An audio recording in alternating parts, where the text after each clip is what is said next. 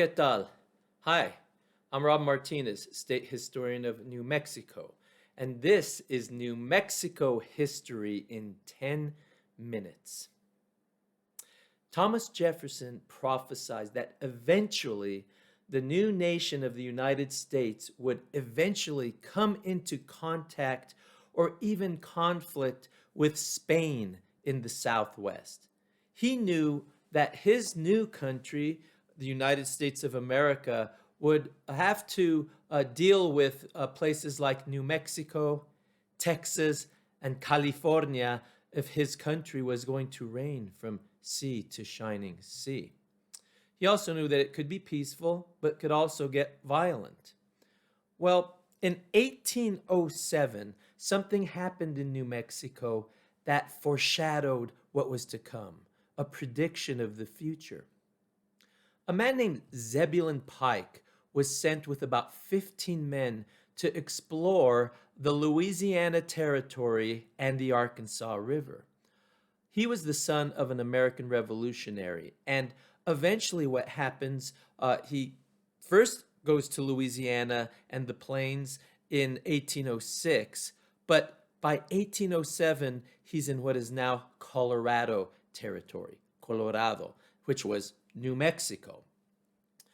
Now, he ends up encountering a lot of Native American peoples in the area, and he keeps a journal, which is fascinating. He talks about the mountain that will eventually carry his name, Pikes Peak, but was known to the Ute people as Tava, which means the sun, and to the Nuevo Mexicanos as El Capitan, the captain. Soldiers from New Mexico, Nuevo Mexicanos, catch Zebulon Pike and his soldiers and take them south to be interrogated to find out what they are doing in New Mexico territory. It's interesting. He describes the stops along the way.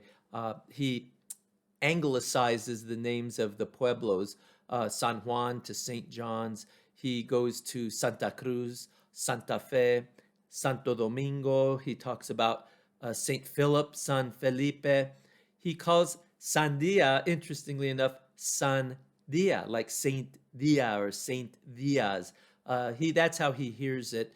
And then he goes to Albuquerque, Atrisco, Isleta, before heading south to Guadalupe del Paso, which is today Juarez. It's interesting because his journal is a great insight into New Mexico in those waning years when Spain's world empire is starting to crumble. And that includes New Mexico. He describes the people, the towns, the economy, the culture. I'll give some examples which I think are quite indicative of what he saw. He describes the population of all the towns he goes to, whether they're pueblos or villas, Spanish towns. He says that the people there are about 20% what he would call Spanish, about 30% mestizo, mixed blood, and the rest, 50%, are Native American Indians. And so he's talking about some Pueblo people, of course, in the Pueblos, but he's also talking about Genízaro Indians of different backgrounds. So we know that already by 1807, we're a vitally mixed population. He describes the buildings as low and made of mud or adobe, flat roofed with drainage pipes to let water off the roof when it rains. He says that it rains very rarely, maybe once a year, and that he was told it hadn't rained for a couple of years. He says that the people treated him very graciously. In each town, he was greeted by the local priest, and he would eat a sumptuous meal. There was a lot of wine, apparently, and musicians. As a musician myself, I found that fascinating.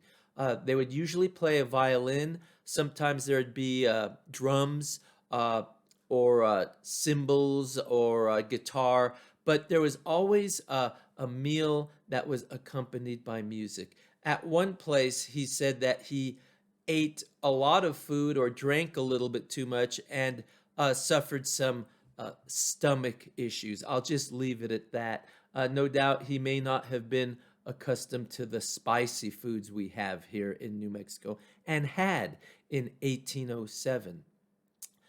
I believe at one point in Albuquerque, the priest took him into the church and knelt down to pray with him and grabbed his hand and tried to get him to kneel to the Santo image of a crucified Christ. And Pike refused to. He was Protestant. And the priest at one point tells him in Spanish, "Oh, how sad, que lástima, that you do not want to become a Christian." And then he got up and smiled and walked out of the church with him. But Pike said that he had been somewhat traumatized by this episode. It's interesting when he describes the churches because he describes the buildings as kind of rude and dilapidated and not very civilized. But when he describes the church at Santo Domingo and then later at Albuquerque, he says, these mud buildings seem to have nothing in them, but when you go in, he says, they're just filled with the most amazing art. Some of it local and some of it brought up from the South. Paintings, sculptures, images of saints, the patron saints of the churches and of the towns and the pueblos. So he gives this interesting contrast between what the churches look like from the outside and what they are on the inside. So I found that fascinating. He calls the people Mexican, and which is interesting because there was no Mexico yet, but he sometimes refers to the local population as Mexican and sometimes as Spanish. He says that the people here speak Castilian, not the Spanish of Spain. The dialect of Spanish we find in central Spain is Castellano, Castilian, but Castilian also refers to just the language of Castile, which is all Spanish, Castellano. In other words, the people of New Mexico at that time spoke Castellano, Castilian. The people of Mexico spoke Castellano and speak Castellano, Castilian. And in South America speak Castilian, etc., and on and on. So that's also interesting. There are also French people mentioned. One of his guides is a Frenchman, and at certain points he speaks French. It's almost like an episode of I Love Lucy where he speaks English and then speaks French to the Frenchman who speaks Spanish, who then speaks Spanish to the local priests and governing officials and the local people. So it's quite interesting to see that polyglot situation going on. He also describes some of the food. He says at one place he's offered chocolate. He describes the agriculture in the area. He says that here the people grow corn and wheat and barley and grapes. He describes the local government as very military and that the people are really over ruled by the military leaders, that even the alcaldes mayores, the local magistrates, they might enforce a rule or a law, but then they'll be overruled by the local military leader, and that at one point they would go on a exploration or an expedition, and that the Spanish leader, if he was met up with any sort of dissent, would treat it harshly. At one point, they went out into the plains, and a soldier got a petition of 200 men asking, "Why are we here?" And he says, "I go where my horse leads me." And they demanded to know why they were going on this expedition. So he had some of his soldiers build gallows, and he said, "Anybody wants to question me, I'll hang them." And the man who started the questioning was lashed 50 times. So it was a pretty harsh and brutal system. He described how when he would go to the pueblos, that the governors or the chiefs of the pueblos had canes with gold or silver tips that represented their sovereignty and their authority, which I also found interesting because we know later on we'll see President Abraham Lincoln also gives the pueblos canes of authority. It's interesting how he describes the economy of New Mexico. He says that New Mexico produced and sold and traded animal skins, furs, buffalo hides, dried meat, copper goods, but in turn got from the south, from places like Chihuahua or Sonora or Sinaloa, things like ammunition, steel, wine, chocolate, gold, silver, and cheese, which I found interesting. And he also goes on to name the prices of goods here, how much a horse costs, a mule, how much flour is, how much wine costs.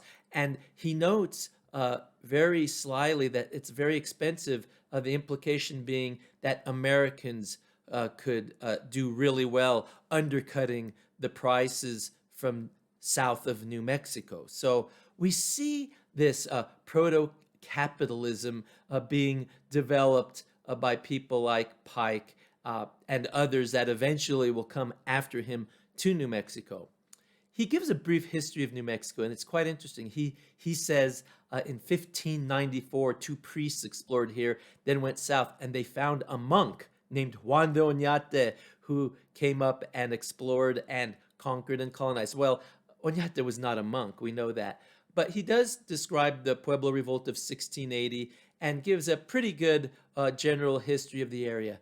He mentions the first American that he knew of to come into the areas of Louisiana, New Mexico, according to him, a man named James Pursley, who was from Kentucky. And he ends up in New Mexico just a couple years before Pike does. Pike is eventually taken down to Guadalupe del Paso. He describes the people there. He says he's treated very well, he and his soldiers. And he's interrogated about why he's in the area. And of course, the local people want to know why there are Americans exploring here. Well, things will change, obviously, over the next, 20 to 50 years. We'll see what happens. But Pike is eventually sent packing back east. And thankfully, he kept his diary. And it's an amazing document that comes down to us to tell us about New Mexico in the early 1800s. Muchas gracias. Thank you for being here. See you next time. Bye.